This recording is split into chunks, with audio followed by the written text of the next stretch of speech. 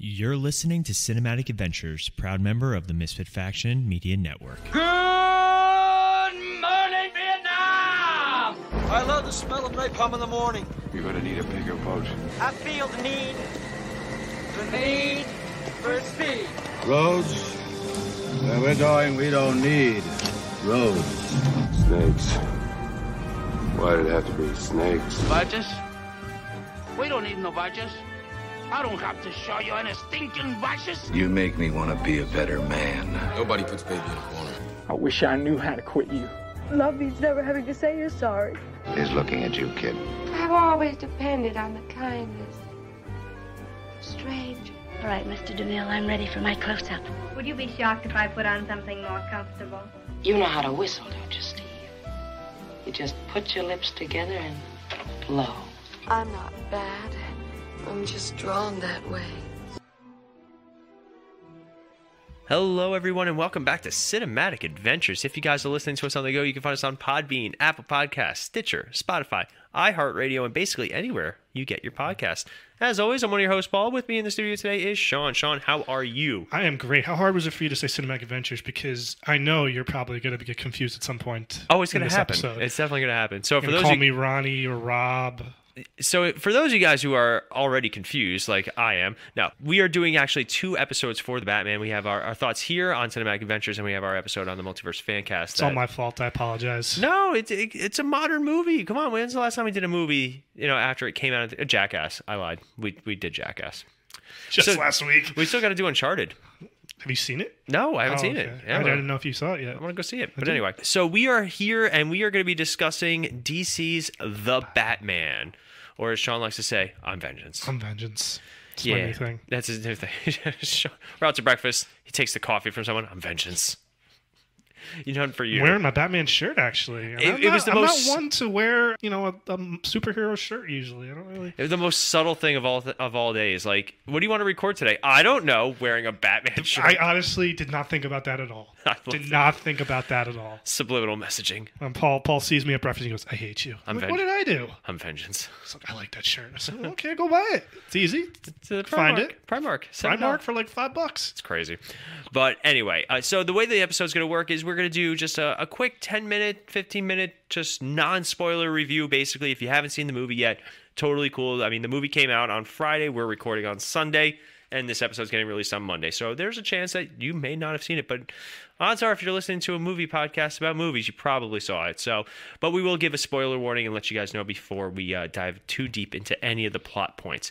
So before we do that, just a little bit of house cleaning, just because that's what we do.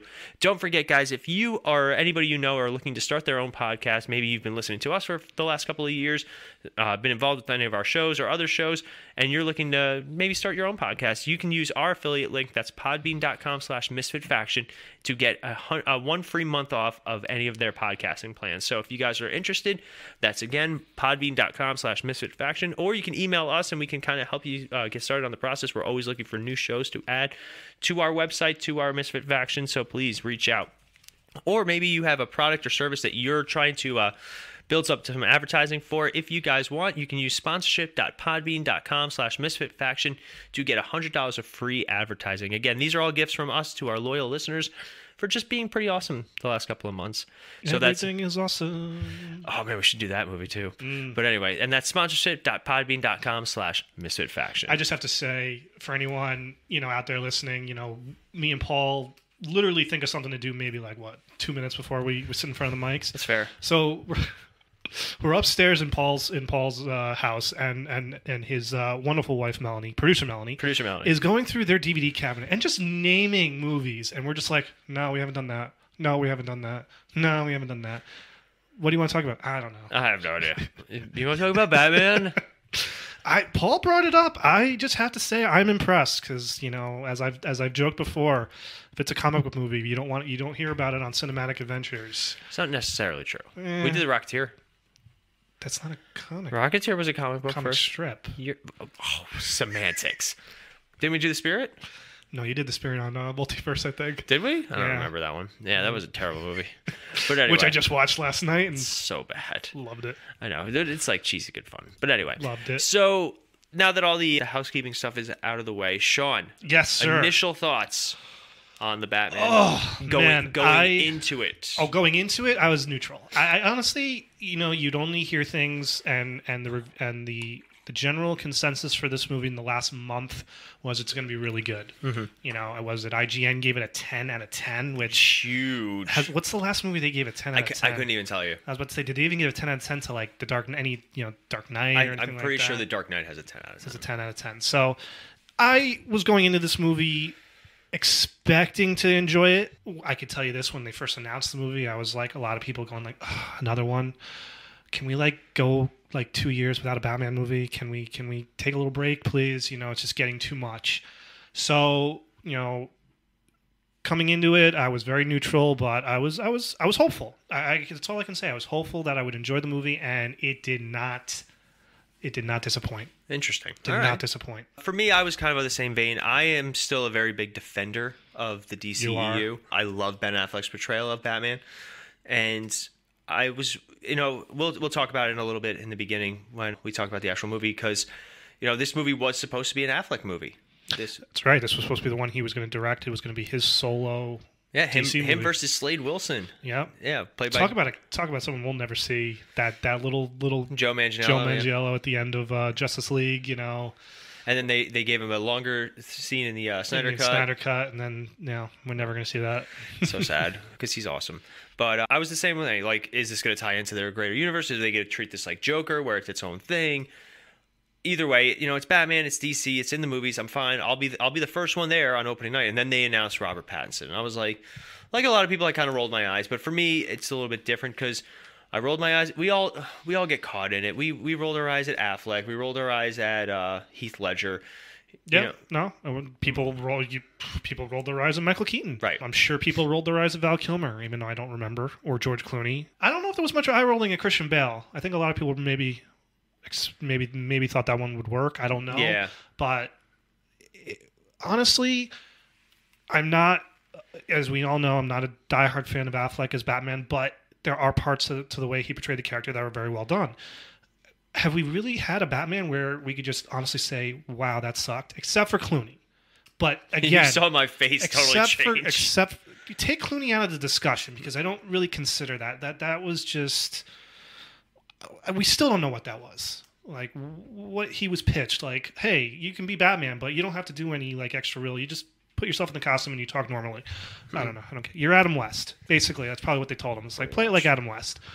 But I've been happy with almost all the Batmans.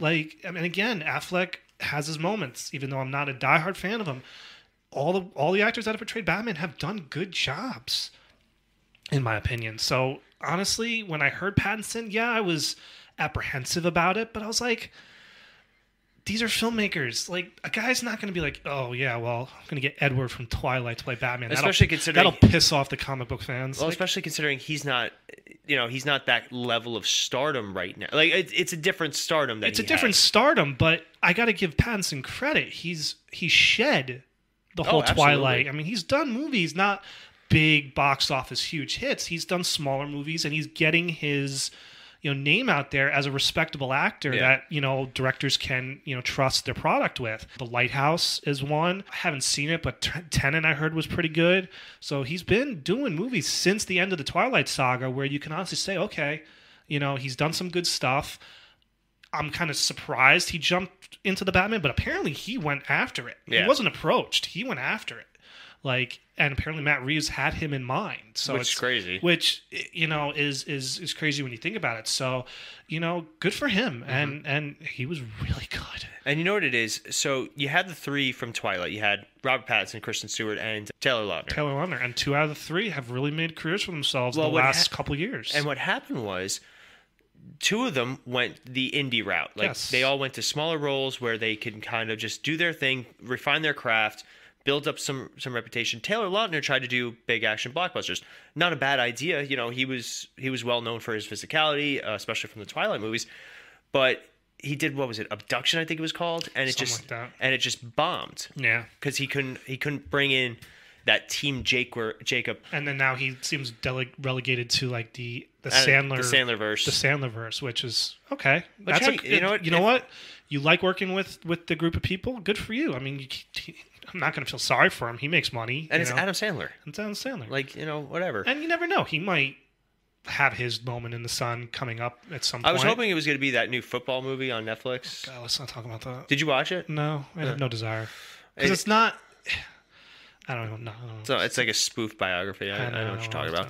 But so like Pattinson had established himself as a good actor. Like, it's like you said, he did The Lighthouse, Tenet, a bunch of other things. So Water for Elephants was like the first big one he did after Twilight. Mm-hmm. And I will be the first one to be like, he's not who I expected, but... And then like the set photos started coming out with emo Bruce Wayne. And I'm going to talk about emo Bruce Wayne because I hated it. That's one of my big gripes of this movie. Emo Bruce Wayne. You're not even my dad. That's an actual line from the movie. I'm not going to tell you the context, but because we're in this non-spoilers. But coming out of this movie, what were your initial thoughts? What without spoiling anything, what stood out to you the most? The fight scenes. Yeah. I thought the fight scenes were fantastic. The cinematography was fantastic. The film noir look of it, I loved. I felt it was a cross between Nolan's universe, had a little bit of Tim Burton look to it, not as much. It was definitely more on the grounded side of reality, where it wasn't German expressionism. It was, regular city. I want to know. I can't find what city they filmed in. Yeah, because I couldn't. It was obviously, it was hard to tell, but they did a good job with that. I thought the acting was excellent. I thought all the actors in it did excellent jobs in their roles. It's probably the best I've come out of a movie. I mean, I came out of Spider-Man really good, enjoyed it very much. It's been 2 months now, so that movie is kind of festered in my mind, and it's a good movie. This one I thought was a lot better. Really? Yeah. Bold statement. That was a lot better. So they're already saying this is the front runner for Oscars for just like stop people. It's gonna get the technical stuff. Let's be serious here. It's gonna take a cold day in hell for the Academy to nominate a Best Actor, not that Best Picture, Best Director for a comic book movie. Well, let's play this game really quick since we're here. Sure. If you were to say any Academy Awards, not the technical stuff, like who would you and why? Paul Dano, Best Supporting Actor. For those of you guys who don't know, Paul Dano plays the Riddler in this, and he is terrifying. Terrifying. In a way we've never seen the Riddler before, because when you think the Riddler, you think Jim Carrey. Or even the 60s show. Or you think Frank Ocean from the 60s show. So we've never seen the Riddler in a modern day, grounded in reality Batman. Narcissistic. Serial killer. I mean, we'll get a little more into it when we do the plot, but oh my God. It honestly took aspects of the Joker and put it into the Riddler. Right. And I liked it. Because the problem is Jim Carrey's was very much like the Joker playing the Riddler. Yeah. Like very funny, very loud, the bright colors and all that. The riddles were funny. The riddles were they didn't seem menacing. In this movie, the riddles are like, you don't get this, you die. Yeah.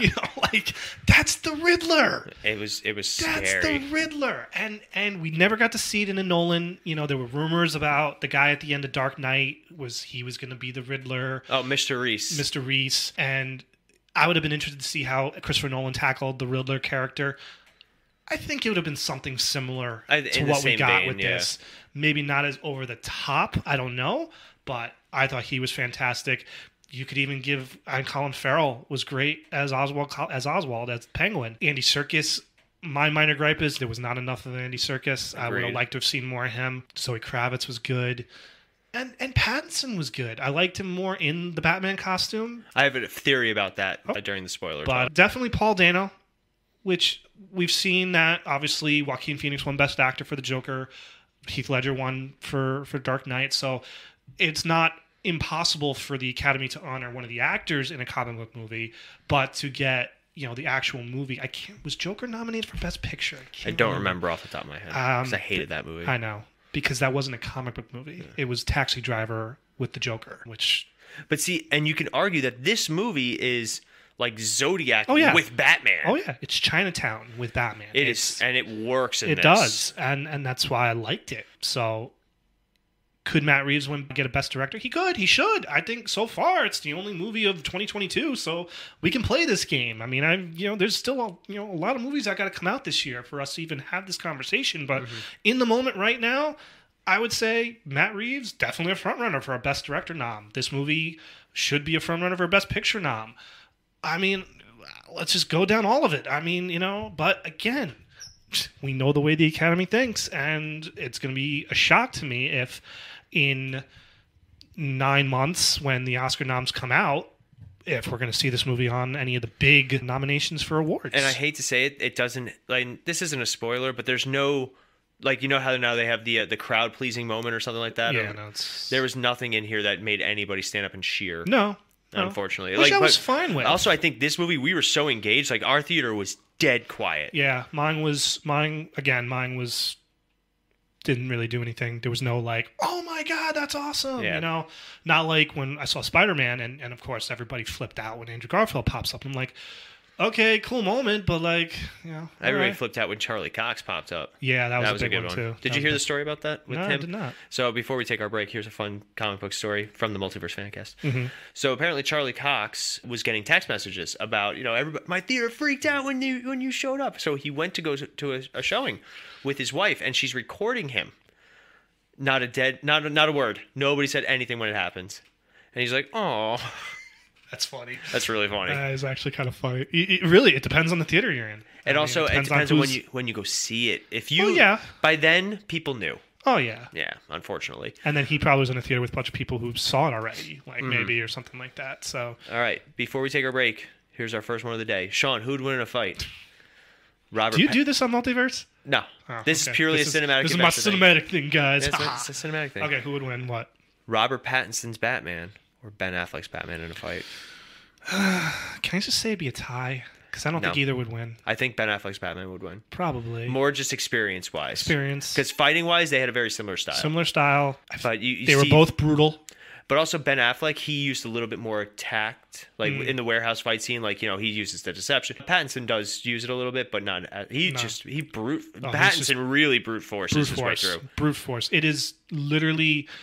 It's like watching Arkham Asylum, the game. And we're going to talk about that because you and you've played. I've played Arkham Asylum. I've played Arkham City. Yeah, I have too. We have not on Multiverse Fancast, so you and I get to talk about that a little bit today. Looking forward to that. All right, so that's going to be after our break. We are going to talk about some spoilers, some Arkham Asylum apparently, and some vengeance. And some vengeance. But first, a quick break.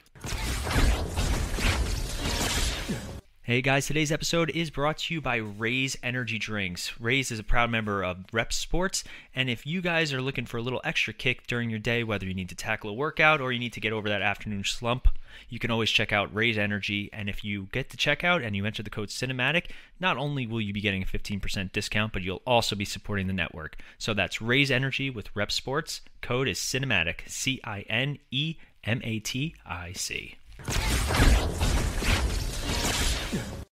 All right, we are back, and this is your official spoiler warning. We will No, really, we got to do this. Oh, we do? Yeah, I mean, you want to do the episode, right? Yeah, but what are we spoiling? Everything. Everything. He's Bruce Wayne. No. Come on, guys. No, we will actually be spoiling everything in this. We're going to talk about the plot. We're going to talk about the story, beats in the story, themes, favorite scenes. Cast, absolutely. So, again, this is your official spoiler warning. From here on out, it is Spoiler City, Arkham City, even. But Gotham City, I don't know. Metropolis, that one didn't work.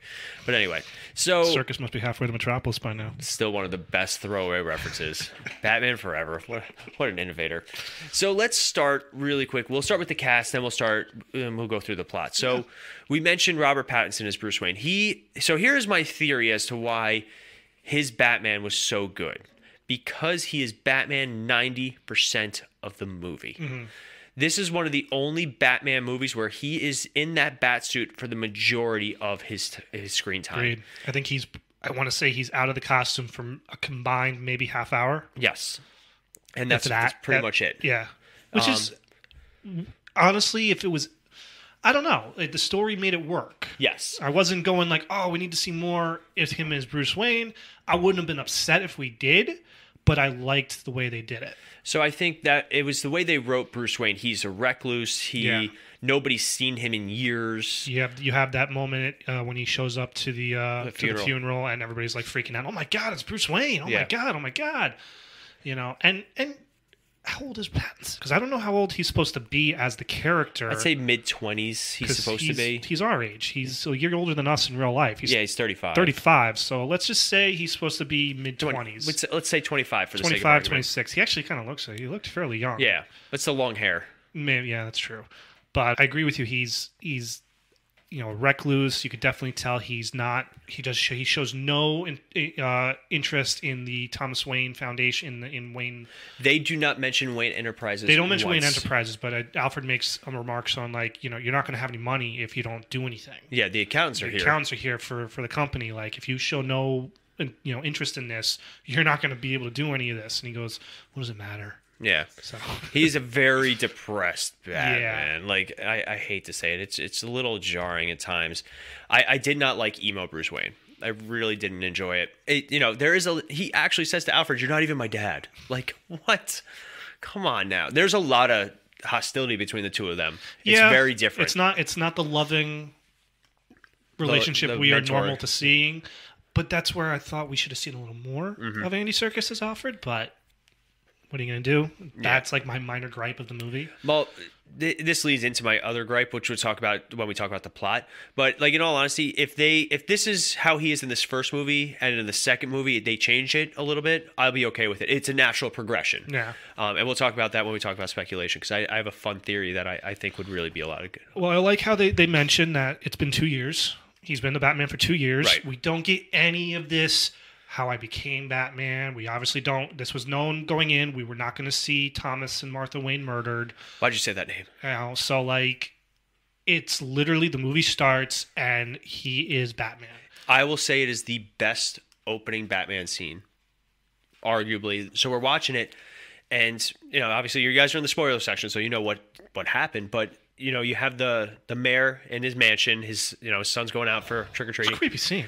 It's terrifying. It's a creepy scene when the Riddler just pops up behind him. You think the Riddler? You think the green hat with the question mark? You think the green suit? You would have thought him like the mayor would have found like an envelope with a question mark, something like that. And you weren't sure if that was even the Riddler watching him. Like, I mean, was it Batman? Was it this? Who is this? Who's the character? Yeah. Like, you had no idea. Like, I was like, oh, is this Thomas Wayne? But I was like, we're not. And that's what see. Melanie thought that too. That's what I was like. I was like, didn't he die in an alley? Yeah. But so I like how they subverted that. And when they first show Pattinson as Batman, and that opening scene with the stairs, and you just hear him coming down the stairs. And so we talk about that. His boots are like dramatic when they need to be, and then other times he's so quiet. It's like the perfect balance. Like when you just hear the steps. Because they establish in this universe, people know of Batman, but they don't really know Batman. Like, he's not a public figure per se. There's a great scene where the signal is on. Yeah, and you cut. He cuts to different criminals reacting to the signal, and they're looking down an alleyway, and they're like, "Is he down the alleyway? I don't know. I'm going to go this way." Yeah, like. That's the first time we've seen. They make reference to it in The Dark Knight. They do one little reference where they say they put it on even though he doesn't show up. Oh, it's like, what are the odds he's going to be here? But sometimes I just like putting it on. But this is the first time where you see the fear in the criminals of Gotham. It's intense, and because you get the one guy he's robbing like the little market, and all that, and it's a great scene. It is a fantastic scene. And then you get the subway scene. Oh, Sean was watching it before we started. It was great. I mean, just and I love. It's the first time we ever get a Batman movie where we don't hear "I'm Batman." Instead, he's like, "So here's a question." Catwoman calls him Vengeance. I think somebody else does too. Do they think that's his actual moniker? Because nobody refers to him really as Batman, except for Riddler.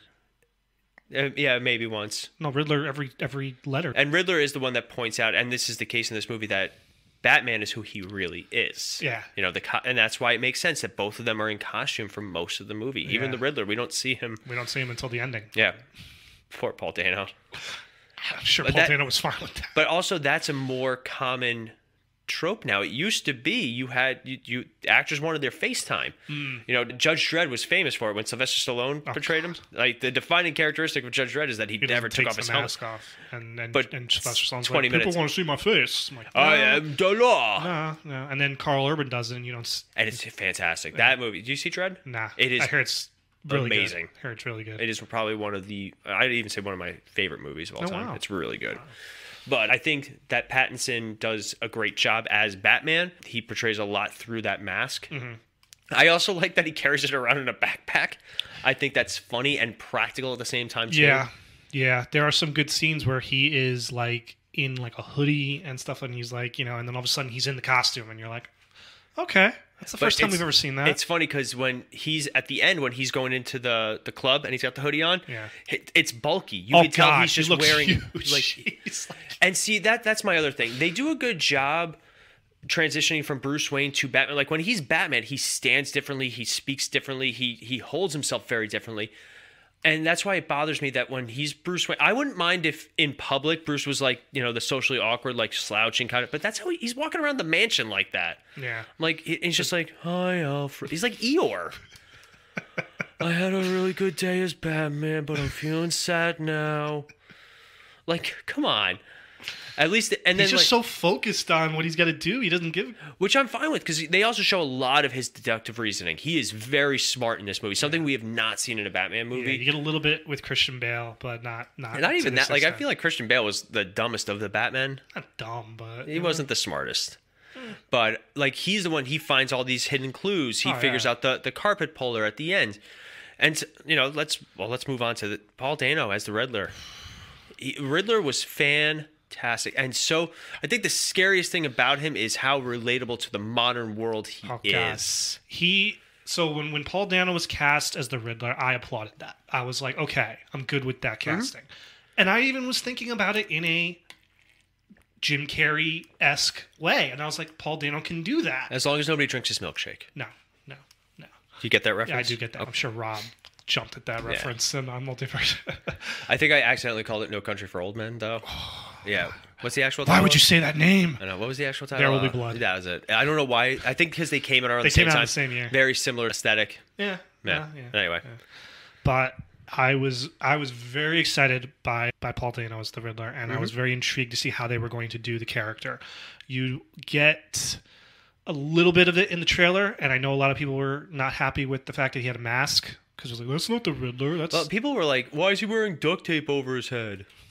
But he's wearing an actual mask that he has plastic saran wrap around. Yeah. And I guess the idea, apparently it was Paul Dano's idea, and the idea was he would be so meticulous that he wouldn't want to leave any shred of evidence at this crime scene, which I get. You do. And it's the character of the Riddler. I mean, we don't really get his real name. You know, you never hear Edward Nygma. It's Edward Nashton. So you keep the Edward, but, you know, whatever. That's fine. And it is such a take on, like, the Zodiac Killer, any of the serial killers, and it's frightening. I mean, that might be up there with Heath Ledger as the Joker. I would argue it. You know, maybe a tad below Heath Ledger, but he was just terrifying and fantastic at the same time. And all right, so let's talk about now one of the more lighthearted, but also probably one of my favorite characters. Jeffrey Wright is James Gordon. Jeffrey Wright's just great in everything he does, and I loved the dynamic between the two of them. It was incredible. It's us two, and that's it. Yeah, we don't trust anyone. You know, Gordon. It's not that Gordon doesn't trust Batman. Doesn't trust anybody else besides Gordon, and Gordon's the only one that trusts Batman. You feel a lot of shared history. In 2 years, you feel like something happened between the two of them. Which I'm fine. You don't see. You have no idea. I have my speculation about it if you'd like. Go for it. So we do have a cameo from the Joker in this. We do. All right. Very, very brief. But he looks like the Joker from what we can see. White skin and the green hair. I have a feeling that something happened in that 2 years where the Joker was locked up by Batman, and that's how him and Commissioner Gordon started like their career together almost, because you know they have a lot of different interpretations in the comics about how the Joker becomes the Joker. Usually it's Batman involved though, so that's my theory about what has happened in that 2 years. I wouldn't mind knowing. No, But again, they do such a great job, the two of them, with that dynamic. And we'll talk about it when we talk about favorite scenes. And you don't get the feeling that anyone else trusts the Batman. You don't get a feeling that even the higher ups really trust the Batman. You see the commissioner; he wants no part of the Batman. Stop talking about all my favorite scenes, man. Well, I'm just saying, I know. I'm trying to delve into the relationship between the two of them. I'm sure as a character, Gordon is looked on like, why are you conversing with this guy? He's a vigilante. Yeah. And Gordon's just like, well, he gets things done. And also, like, one of the best lines, he's wearing gloves. He's wearing gloves, and you would think he's the only one that works the bat signal. Like, yeah, and it's not even in Police Plaza. It's in the Renewal Project construction site, which is funny. So it was a lot of great scenes between the two of them, and the Batman trying to get through to Gordon, like, there's no one we can trust. Mm-hmm. Like, everyone's in on this. And I love the scene where he's in the interrogation room, and we're gonna talk about it. We're gonna talk about that. Okay, we'll get to that. So Zoe Kravitz as Selena Kyle. She was really good. She steals her scenes she's in them, and I love Anne Hathaway, but I felt Anne Hathaway was really just not given enough in The Dark Knight Rises. Right. Zoe Kravitz was just, she was a mix between the Anne Hathaway Catwoman, and she had a few aspects of Michelle Pfeiffer. Right. I love the wool hat with just the little points, and it looks very similar to the Michelle Pfeiffer, mask if you see it in silhouette. And she uses the whip too. She's immediately attracted to the Batman. Like, she immediately is, involved with him. My girlfriend's missing, but hey. Well, it's because it's Batman. What'd you think of her being the daughter of Falcone? So don't get me wrong, not stupid, but like, just it's not something from the comic book. So I was kind of like, oh, okay. Unfortunately, like, they had a motive enough for her to be doing what she was doing, and then they added another motive for her to be doing what she was doing. I was like, I get it. You want to make her a little bit more layered. Like, why is she there? Why is she involved? I think they wanted to also make her more likable, because if she had just taken the money and gone, like, people would have been like, oh, this was all just like, but that's Selena Kyle from the comics. That's who she is. Yeah.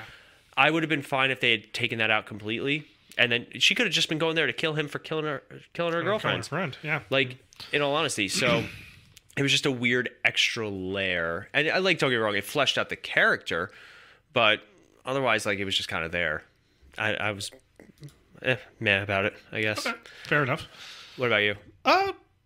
It was, I didn't expect it, because I even said to myself, I was like, I don't think that ever happened in the comic books. Like, because I'm not a comic book purist like you guys are, so I was like, I don't know, did this ever happen in the comic books? I don't know. So I was intrigued by it. It was more just the fact that she knew it, he didn't know it, so it was just added a little bit to that relationship. And I love the scene where Batman's grilling her, like, you didn't tell me you had a relationship with Carmen Falcone, and she's like, yeah. Well, it's because he's so smart that he picks up these things. Yeah.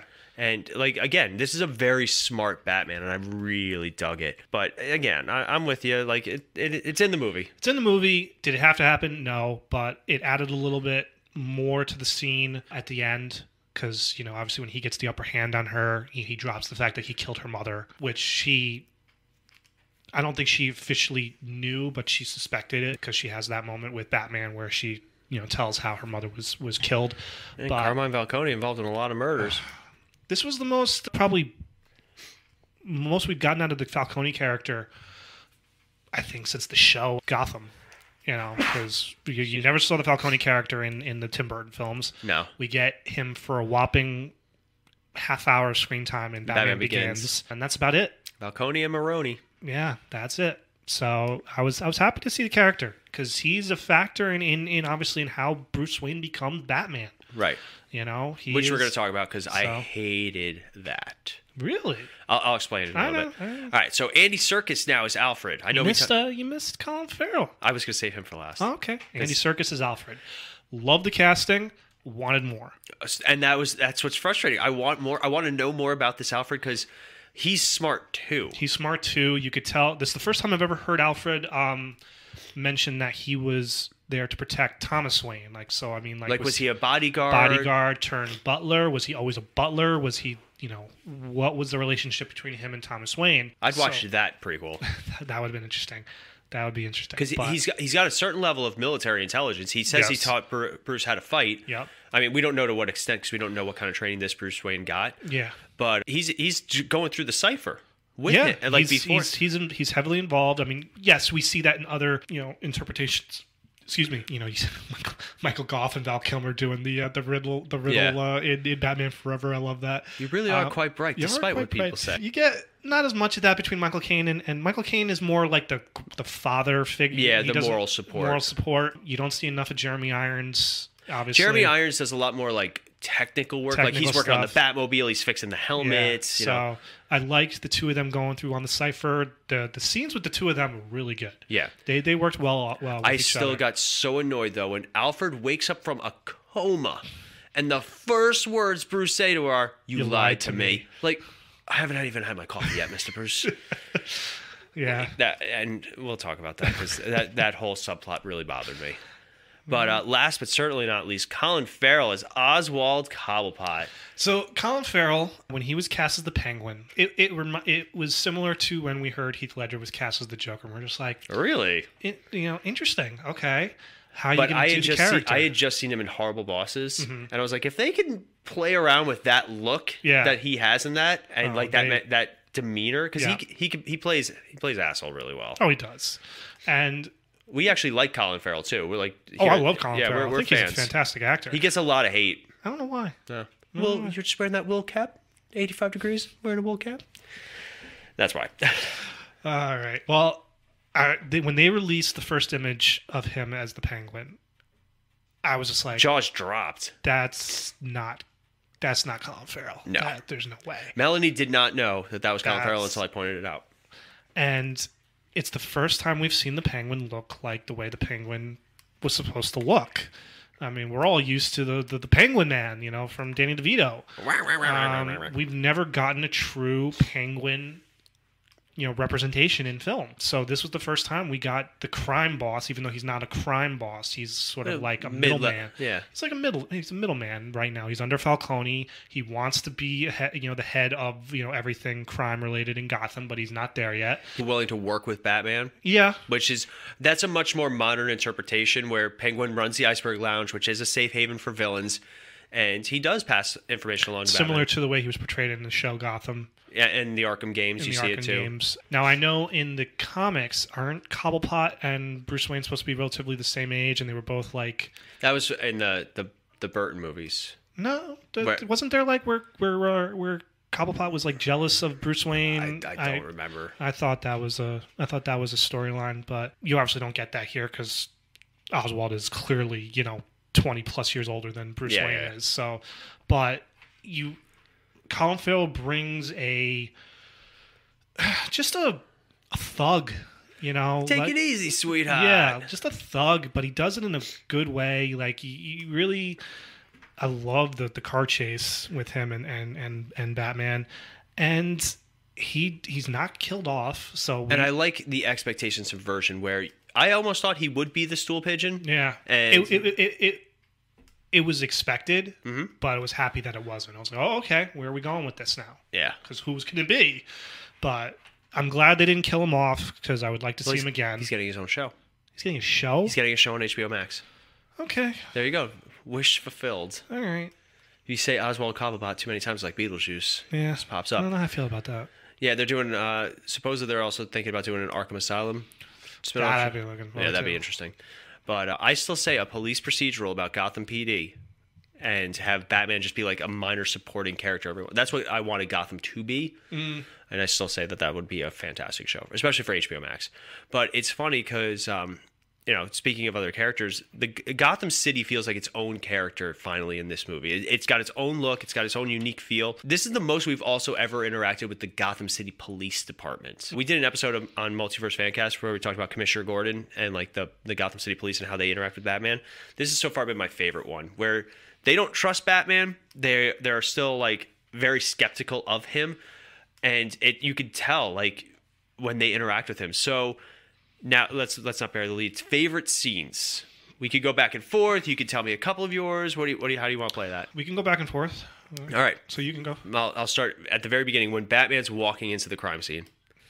That all whole the cops are just like everybody, the FBI's there, the police are there, and they're all just hurt. Like there's literally a horrific murder of a mayor. Yeah. And they all stop and look. And it was in the trailer. I remember loving it from the trailer. But when you get chills when everybody just turns to look at Batman. And then he starts outsmarting all of them.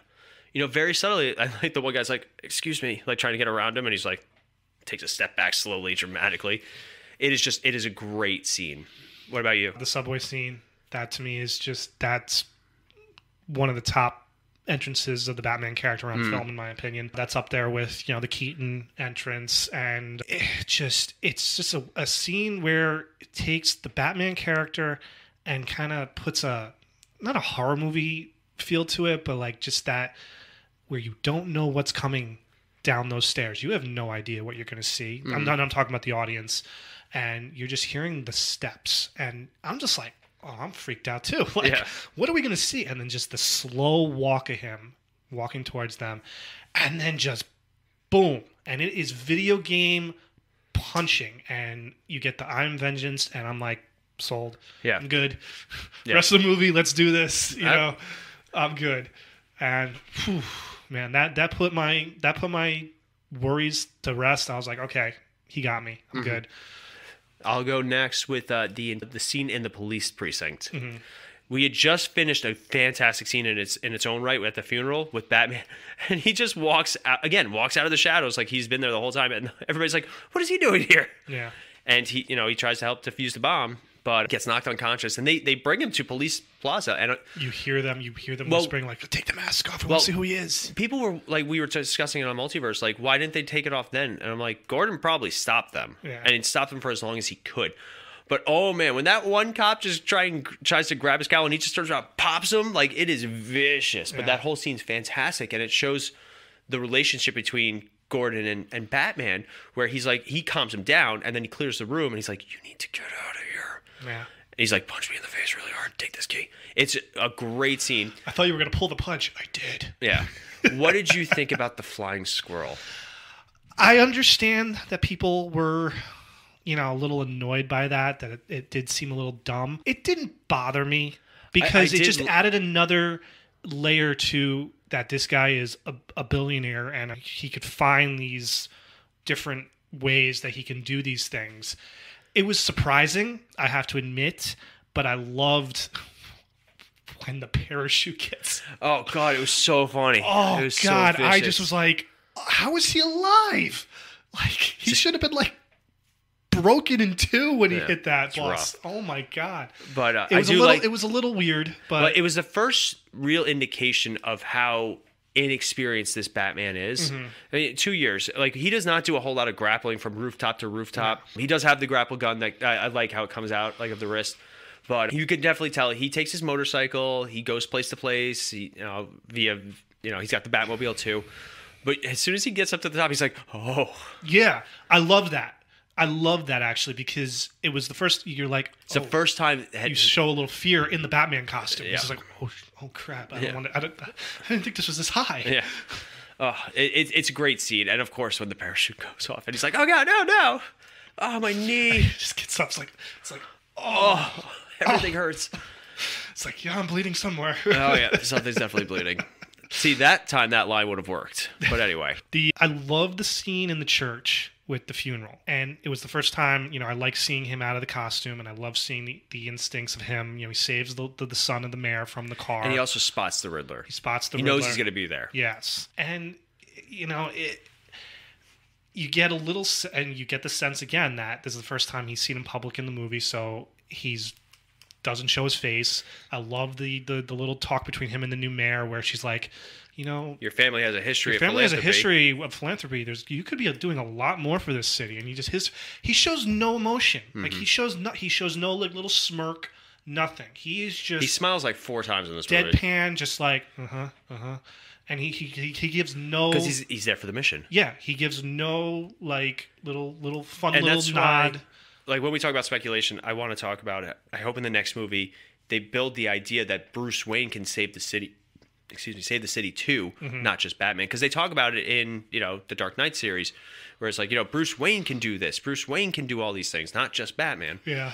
You're addicted to being Batman. I hope they explore that. Another favorite scene, the Batmobile chase. Oh, I remember when we first saw the Batmobile, I was kind of like, but when that engine roars to life, man, the whole theater shook. And I was in the Dolby Cinema, it felt like an earthquake, and so that car chase was fantastic. And that scene where the car just launches through the fire, and then he gets out of it, and you get that slow-mo move of him walking towards so dramatic. I love it. And that music, fantastic. So good. Any other scenes you want to? I love the scene between him and Paul Dano. You're in my head, man. That was gonna be my next one. That was great. It's a tad below the Bale and Ledger, but it was close. He doesn't give much to it, Pattinson, but he doesn't have to. Right. That was Dano's because time. he walks into that interrogation thinking that the Riddler knows who he is. And I would have been so mad. And I love the scene where the Paul Dano lets loose saying, like, we don't know who, he doesn't know who Batman is, and you just see the exhale from Pattinson. You're like, okay. Because they bring it up, they're like, well, why doesn't he know who he? Because sometimes in the comic books the Riddler does know, sometimes he doesn't, because he's very smart. But I like that he literally says, I don't need to know who you are under that. This is who you are. The Batman is who you are. Who you are when you take off your mask isn't a person. It's your mask. That's your real mask. Yeah. And oh man, the twisted parallels. That's how you do it. This guy, you could tell, has been obsessed with Batman since he first came out. And it's like a stalker falling for a celebrity, thinking that they're in some sort of relationship with him. When he realizes that Batman was like, we're not in kindergarten style, we're not even friends. And he loses. That was one time where the audience kind of laughed at Paul Dano. I was like, this dude's mentally unraveling right now. I think he's killing it. That scene to me symbolized what I thought Paul Dano would bring to the character, because Paul Dano's going to give it his all in the character. He's just one of those actors, and he just brought that serial killer, psychotic to that character, where you're just like, well, he is messed up in the head, and it was just fantastic. It was just so good. It was so good. But what about the hallway scene? He gets his Darth Vader moment where when the elevator doors open. Guns. Oh, so good. But it's weird because he's pretty bulletproof in this movie. Oh, he is. But then he gets the double barrel of the chest. That was rough. The guy at the end, when they take the mask off, that last guy at the end of the movie, is that the father from the funeral? Yes. Okay. That's what. See, it bothered me because when they did that funeral line, he said something to him, he's like, "Hey, don't I know you?" I thought he was going to end up being Joe Chill, the guy who killed his parents, and I thought that would have been really interesting. But we'll talk about that in a second. Okay. But yeah, that's who that was. That was pointed out to me too. That's where I was like, I couldn't remember because it was an hour and a half earlier in the movie.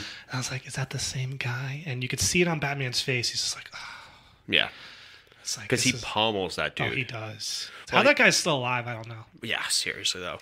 But let's talk about some plot points. Plot points. So basically, we find out throughout the course of the movie that the Riddler's motive is that there was this big renewal project that was spearheaded by the Waynes. And when the Waynes died, it created a bank account sitting there, millions and millions of dollars to access, and whoever needed to use it could use it, and there was a power vacuum for it. I'm fine with that. That's cool. I like that story. It gives Riddler motive and all that stuff. Then they introduced the fact that Thomas Wayne supposedly killed a reporter, and I was like, or had a reporter killed, and I was like, oh. We learned from the Amazing Spider-Man series that nobody cares about the parents and their conspiracy. Oh, that's fair. That's fair. You didn't like just that when he's running, because this is the first time. I don't know if this was ever done in the comic books. Is this a new one where the mayor Thomas Wayne running for mayor? I don't know. They've probably done it in the comic. They did it in Arkham City when Bruce Wayne was running for mayor. That's remember? True. Yeah, in the very beginning. Now, I liked that. I liked just added dimension to the backstory of Gotham City. Even the guy who was projected as he was trying to save Gotham, and this martyr, him and his wife are killed, and then it's like, but were they good people? Were they good people? And I'm fine with that too. But if they had just really quick, Alfred should have just been like, no, he didn't. He asked Carmine Falcone for help. Falcone killed him, thinking he'd be able to blackmail your father, and your father's going to go to the police. Yeah.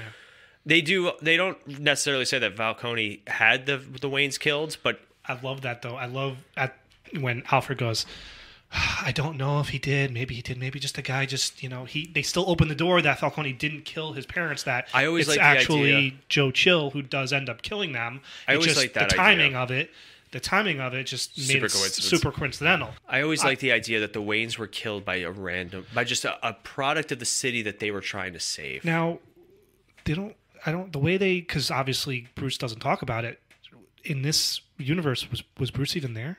So I would assume so. That's the thing. Like Bruce, doesn't mention they're saw alive. the guy's face. It wasn't Falcone. Yeah. So who was it? So that was we never find out if because obviously this Bruce Wayne is this is a very realistic depiction of trauma and unresolved trauma from an early childhood level. I'm sure he never saw a therapist.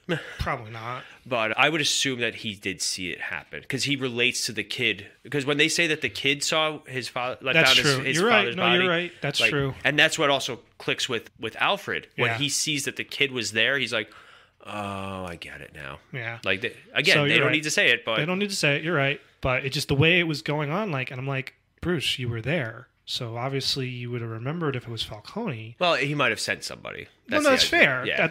I get that, but Falcone doesn't seem like the guy to necessarily always get his hands dirty. That's true. At least it wasn't Jack Napier. But anyway. You ever dance with the devil in the pale moonlight? What'd you say? Yeah. All right. So we're closing in on our end time. So I want to end it with we can do Gotham City ratings. That's what we've been doing for Bat Month over a multiverse. And then we can do some speculation or flip it around. Speculate. We could do Gotham City rating first. All right. Shawnee, you want to go first? You got me? All right. I give this movie a 4.5. Oh, wow. All right. So this movie absolutely exceeded my expectations. Now, again, I saw the movie 3 days ago. If you ask me in a year to go back and look at the movie again, will it still be a 4.5? I'd like to hope so, but maybe, I watch it again. I'm like, okay, it wasn't 4.5 great, but knock it down to a 4. But right now, in this moment, I give that a 4.5. Okay. Absolutely exceeded my expectations. Had really no issues with the movie at all. Like, again, I've mentioned the minor gripe, and that's really a minor gripe. Just everything about it I enjoyed. I'm sitting at a 4 right now. It's very good. It is better than I expected it to be. I think it'll move up to a 4.5 if I see it again. Mm-hmm. But also, this is also the year of Batman. We have a lot of Batman coming out this year. We got Keaton and Affleck both reprising their roles. That's right. In The Flash and then the Batgirl TV show. So I really want to see, because this movie is a very standalone movie. There's no indication that we don't know anything about the outside world, which is how Gotham should be. It should be its own little thing. I kind of hope this stays on. I would have been totally okay though if at the end, the scene where he's carrying the girl up to the roof and the cameras are all seeing. It would have been really cool if a news showing of heroes from outside world coming to help, and you see the Flash just running supplies in, and you can still do it from that overhead shot where you don't actually see them. Yeah. You think that would have taken away? I think it would have taken away. I would love to see a Green Arrow movie like this, though. That would be nice. It would be incredible. Nice. You got to get Stephen Amell to play the character, though. Yeah. Well, the big fan casting is Charlie Hunnam. Okay, I could see that. Yeah. I could see that. Well, because you know what it is? Green Arrow in the comics is very different than he was on Arrow. Oh, absolutely. Because Arrow was just it was Batman. It was Batman, yeah. He's very he's funny. He's very ultra liberal and just he's an interesting dude. But yeah, so that's kind of where I'm sitting with it right now. I don't know how it would have felt if this somehow tied into the Snyderverse. I don't think. I want to see what happens after Flash because I think that's really going to be our big reset. But it's not like you're not going to see Pattinson in the Flash or anything like that. Who knows? I don't know how I feel about that. I don't know. I could actually see Pattinson's Batman turning into Affleck's Batman after 20 years. Not looks wise. I know but you know what I mean, that character progression. Yeah, I know what you mean. So I don't know. It's not because we debated whether or not this Batman could exist in a superpowered world, and I'll still argue that we didn't think Oliver Queen could do it. No, and then they built it progressively. Yeah, no, I totally get that.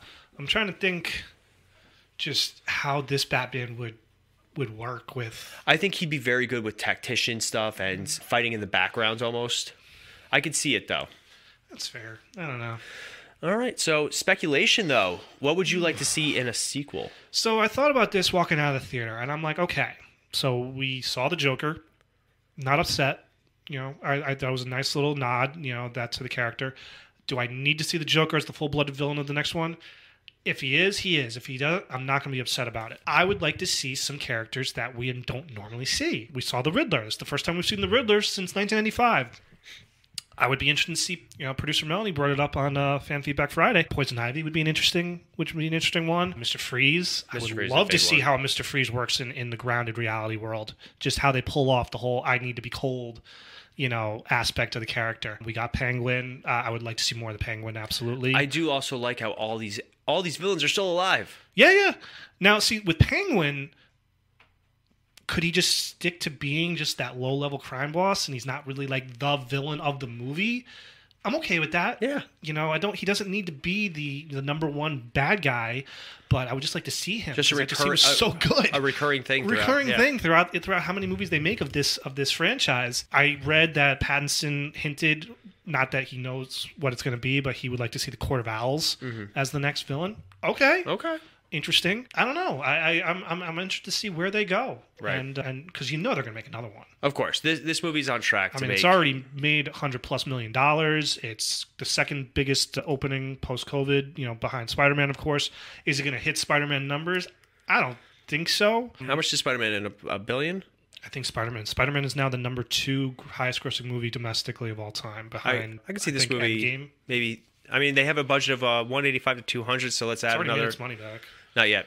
128 million. All right. Yeah, I'd say by next weekend it will. I mean, they're both long movies. They're both, you know, not like. Because people are going to say it was really good. Like the word of mouth. I mean, I can't imagine the word of mouth. 87% on Rotten Tomatoes, but like 94 on the critic side or the fan side. All right. So who's going to go see it? Not the critics. But for me, I would love if the next movie starts off with Bruce Wayne trying to do the Bruce Wayne stuff too. Like, oh, nice to see you out and about trying to help. And it starts off with a charity event at Haley's Circus. I think that would be an incredible start to the movie. Start the movie with him witnessing the death of the Graysons. And because not everybody's going to want things to go back to the way they were. Oh, absolutely. You know, there's power vacuums and this and that. And have him training Robin throughout the whole movie. Put in your secondary villain, whoever you want it to be, because that would also tie in with all the mob stuff too. Like, you know, the Graysons were killed because of, you know, the mob wanted protection from the circus. I think it would be really interesting to see this iteration of Bruce Wayne with a child and not knowing what to do. And like, I think it'd be you do your Batman and Robin stuff for this movie. The third movie, because they're talking about 3 movies. Time jump 5 years. Have that Robin be Nightwing now, introduce Jason Todd, and have the Joker be the villain that kills him at the end. I think if you want to do something different that hasn't been seen, that's the key. Like you don't want repetition. You don't want just to have the same every franchise be the same villains. Yada yada. You ready? Yada. I'll one up it. At the end of it, after he kills Jason Todd, Batman has the chance to kill the Joker. And he doesn't. Takes him into Arkham Asylum. The movie ends, and it starts with an Arkham Asylum style game. Movie for the 4th. I would love that. So, that reminds me. So what did you think of the whole Martha Wayne was on Arkham? I think that's actually comic accurate. That is comic accurate? I've never heard that before. I have to double check, but yeah, I think that's... And that she was thrown into Arkham That was not. No, okay. Let's see. No, her last name was originally Kane. That's right. Yeah. Because I remember that, and I was like, that's interesting. Mm-hmm. All right. But if we're going to get an Arkham Asylum adaptation, that was the closest I could see this Batman doing that. Oh, yeah, absolutely. I could see Matt Reeves, after watching this movie, I could see Matt Reeves pulling that off. And whether or not the same guy who's played the Joker in the end of the movie continues on as the Joker, I would assume so. You know, I'd be interested to see that. And that would be, because that is just one of the, I love that game. I love Arkham City? Arkham Asylum. Love that game. I like all the Arkham games. They're very good. I'd never played, what was the third one? Arkham Knight. I didn't play that one. I heard that one wasn't that great. It's good. Unfortunately, it's a lot of the Batmobile. Like, that was their big gimmick for it, which is fine. But like people like flying around the city. That's fair. But yeah, so we got Fan Feedback Friday. Oh, we do. Yeah. All right, so this week, what movie deserves a modern day reboot? All right, we've got some. It's a tough one because modern day, which in my opinion means what older movie gets a modern day? Definitely not White Men Can't Jump. That's a good one because for those of you guys who don't know, they did decide they're going to do a reboot of that. Last Starfighter, Krull. Last Starfighter would be interesting, but that's okay. a movie I feel like you just don't touch. It Happened One Night. The Good, the Bad, the Ugly. The Best Little Whorehouse in Texas. I've never heard an argument about the best little whorehouse in Texas until this. Stuart Little. A live-action Treasure Planet. That would be really cool. That would be interesting. I wouldn't mind seeing that. Spirit. And The Thin Man. Yeah. Very nice, man. Very nice. I think it's some good ones. Yeah. But I think that's pretty much. I think That's that wraps us up. That wraps us up. All right, so we're gonna go see the Batman now. No, we're not gonna go see the Batman now.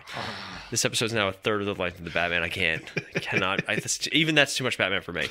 That's too much. I think next week we're gonna maybe be doing another one of our film series. Yeah, we're still we're talking. You know, we're trying to get some discussion, someone else to join us. Yeah. Send her emails, but. Yeah, so don't forget, guys, if you want more content, you can check out our website, themisfitfaction.com. There you'll find links to all of our different podcasts, content, whatever it is. You can find the Multiverse Fancast, MF Uncensored, articles, reviews, links to some of our friends and affiliates. So make sure you guys check that out. You can also find us on Instagram, the Misfit Faction Media Network, or on YouTube, the Misfit Faction Media Network. Basically, if you type in Misfit Faction, there's a fair chance you're going to find us. So that I would hope so. I would hope so, too. Branding. Don't forget, our brand new store is up, speaking of which. The Misfit Faction store is on our website, themisfitfaction.com. There you can find Cinematic Adventures has 2 shirts. Yep, we have I'm not even supposed to be here today, and our logo shirt, and we also have stickers and shirts for some of our other shows, so make sure you guys check those out. And that's going to wrap us up. As always, I'm Paul. I'm Vengeance. And we'll be back next time. No, we won't.